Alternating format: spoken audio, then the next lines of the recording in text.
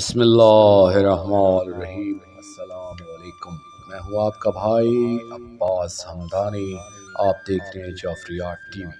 آج کا ہمارا موضوع گفتگو ہے آخری زمانہ میں عرصہ جنگ۔ دوستو، آخری مسئلہ اعظم کے دور حکومت کے آغاز میں ہی ساری شیطانی قوتیں متحد ہو جائیں گی اور مل کر انقلاب الہی کو روکنے کی کوشش کرے گی۔ اس وقت خدائی اور شیطانی افواج کے درمیان تصادم ہوگا اور ایک طرح سے عالمی جنگ ہی ہوگی۔ قومیں کس لیے طیش میں ہیں اور لوگ کیوں باطل خیالی باندھے ہوئی ہیں؟ خداوند اور اس کے مسیح کے خلاف زمین کے بادشاہ صف آرائی کر کے اور حاکم آپس میں مشورہ کر کے کہتے ہیں کہ آؤ ہم ان کے بندھن توڑ ڈالیں اور ان کی رسیاں اپنے اوپر سے اتار پھینکیں۔ وہ جو آسمان پر تخت نشین ہے ہنسے گا، خداوند ان کا مضحکہ اڑائے گا، تب وہ اپنے غضب میں ان سے کلام کرے گا اور اپنے قہر شدید میں ان کو پریشان کر دے گا۔ میں تو اپنے بادشاہ کو اپنے کوہ مقدس صہیون پر بٹھا چکا ہوں۔ زبور باب 2 آیات 1 سے 6۔ یہ تحریر باطل گروپ کے اتحاد کو ظاہر کرتی ہے، جبکہ دوسری طرف عظیم ترین رہنما اپنی افواج کی فوری تنظیم نو فرمائیں گے اور اپنے ناصرین کو بلائیں گے۔ پہاڑوں میں ایک ہجوم کا شور ہے، گویا بڑے لشکر کا اور مملکتوں کی قوموں کے اجتماع کا غوں غاں ہے۔ رب الافواج جنگ کے لیے لشکر جمع کرتا ہے۔ وہ دور ملک سے اور آسمان کی انتہا سے آئے ہیں۔ ہاں، خداوند اور اس کے قہر کے ہتھیار تاکہ تمام ملک کو برباد کریں۔ اب تم واویلا کرو کیونکہ خداوند کا دن نزدیک ہے۔ وہ قادر مطلق کی طرف سے بڑی ہلاکت کی مانند آئے گا۔ یسع باب 13 آیت 4 سے 6۔ اور وہ قوموں کے لیے دور سے جھنڈا کھڑا کرے گا اور ان کو زمین کی انتہا سے سسکار کر بلائے گا۔ وہ دیکھ، وہ دوڑے چلے آئیں گے، نہ کوئی ان میں تھکے گا، نہ پھسلے گا، نہ کوئی اونگے گا، نہ سوئے گا، نہ ان کا کمر بند کھلے گا اور نہ ان کی جوتیوں کا تسمہ ٹوٹے گا۔ نہ ان کے تیر تیز ہیں، ان کے تیر تیز ہیں، ان کی سب کمانیں کشیدہ ہوں گی، ان کے گھوڑوں کے سم چکماک اور ان کی گاڑیاں گردباد کی مانند ہوں گی۔ وہ شیر کی مانند گرجیں گے، ہاں وہ جوان شیروں کی طرح دھاڑیں گے۔ وہ غرا کر شکار پکڑیں گے اور اس بے روک ٹوک لے جائیں گے اور کوئی بچانے والا نہ ہوگا۔ اور اس روز وہ ان پر ایسا شور مچائیں گے جیسا سمندر کا ہوتا ہے۔ یسع باب 5 آیات 26 سے 30۔ اس فوج کے متعلق نئے عہد نامہ میں اس طرح بیان کیا گیا ہے، اور جو اس پتھر پر گرے گا ٹکڑے ٹکڑے ہو جائے گا، لیکن جس پر وہ گرے گا اسے پیس کر چورا بنا ڈالے گا۔ متی کی انجیل باب 21 آیت 44۔ عظیم رہنمائے الہی کی طرف سے جنگی تیاریوں کو ایسے بیان کیا گیا ہے۔ ہاں، اس نے راست بازی کا بختر پہنا اور نجات کا خود اپنے سر پر رکھا، اور اس نے لباس کی جگہ انتقام کی پوشاک پہنی اور غیرت کے جبہ سے ملبس ہوا۔ ان کو ان کے اعمال کے مطابق جزا دے گا۔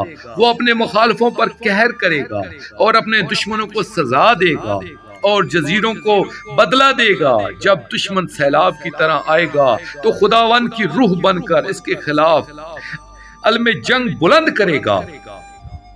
یسع باب 59 آیات 17 سے 19۔ پاک امام جعفر صادق علیہ الصلوۃ والسلام فرماتے ہیں، وہ مجاہد ایسے ہوں گے کہ کثرت سجود کی وجہ سے ان کی پیشانیوں پر نشان ہوں گے۔ وہ دن میں شیر کی طرح اور رات کو عبادت گزار زاہدوں کی طرح ہوں گے۔ وہ خوف خدا رکھتے ہوں گے، ان کے نڈر دل فولاد سے سخت ہوں گے۔ ان میں سے ہر ایک 40 جوانوں جتنی طاقت رکھتا ہوگا۔ وہ کافروں اور منافقوں کے سوا کسی کو قتل نہیں کریں گے۔ ان کو قرآن پاک میں نشان مہر کیے گئے ہوئے کہا گیا ہے۔ جب یہ فوج تیار ہو جائے گی تو رہنمائے حق کی طرف سے حملے کا حکم ہوگا۔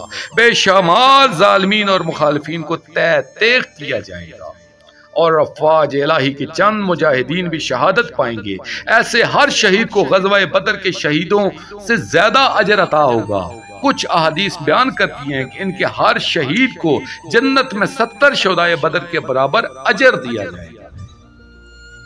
قومیں جھنجھلائیں، سلطنتوں نے جنبش کھائی، وہ بول اٹھا کہ زمین پگھل گئی، لشکروں کا خداوند ہمارے ساتھ ہے، یعقوب کا خدا ہماری پناہ ہے۔ زبور باب 46 آیات 6 سے 7۔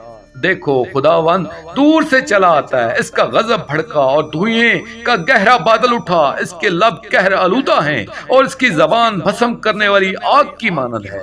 یسع باب 30 آیات 27۔ کیونکہ خداوند نے مجھ سے یوں فرمایا ہے کہ جس طرح شیر ببر، ہاں جوان شیر ببر اپنے شکار پر سے غراتا ہے، اور اگر بہت سے گدڑیے اس کے مقابلے کو بلائیں جائیں تو ان کی للکار سے نہیں ڈرتا، ان کے ہجوم سے دب نہیں جاتا، اسی طرح رب الافواج کوہ سہون اور اس کے ٹیلے پر لڑنے کو اترے گا۔ یسع باب 31 آیت 4۔ غازیوں کے سر پر دوڑنے والے ہانپنے ہوئے گھوڑوں کی قسم، جو فراٹے لیتے ہیں، پھر پتھر پر ٹاپ مار کر چنگاریاں نکالتے ہیں، پھر صبح سویرے چھاپا مارتے ہیں تو غبار بلند کرتے ہیں، پھر اس وقت دشمن کے قلب میں جا گھستے ہیں۔ سورہ العادیات آیات 1 سے 5۔ اور تیرے رب کے لشکروں کو سوائے خود اس کے کوئی نہیں جانتا۔ سورہ المدثر آیت 31۔ قسم ہے صف باندھ کر جنگ میں کھڑے ہونے والوں کی، پھر قسم ہے بروں کو جھڑک کر ڈانٹنے والوں کی، پھر قسم ہے پیغام نصیحت پڑھ کر سنانے والوں کی۔ سورہ صفات آیات 1 سے 3۔ اور انہوں نے اللہ کی قدر نہیں کی جیسا کہ اس کی قدر کرنے کا حق تھا، اور قیامت قبروں سے اٹھائے جانے کے دن تمام زمین اسی کے قبضہ میں ہوگی اور آسمان اس کے داہنے ہاتھ پر لپٹے ہوں گے۔ سورہ الزمر آیت 67۔ وہ تمام روئے زمین کا شہنشاہ ہے، وہ امتوں کو ہمارے سامنے زیر کرے گا اور قومیں ہمارے قدموں میں تلے ہو جائیں گی، وہ ہمارے لیے ہماری معراج کو چنے گا۔ زبور 47 آیات 1 سے 3۔ لیکن خداوند اپنے دشمنوں کے سر کو اور متواتر گناہ کرنے والوں کی بالدار کھوپڑی کو چیر ڈالے گا، تاکہ تو اپنا پاؤں خون سے تر کرے اور تیرے دشمن تیرے کتوں کے منہ کا نوالا بنے۔ زبور باب 68 آیات 21 سے 23۔ تب میرا دشمن جو مجھ سے کہتا تھا خداوند تیرا خدا کہاں ہے، یہ دیکھ کر رسوا ہوگا، میری آنکھیں اسے دیکھیں گی، وہ گلیوں کے کیج کی مانت پامال کیا جائے گا۔ میکا باب 7 آیات 10۔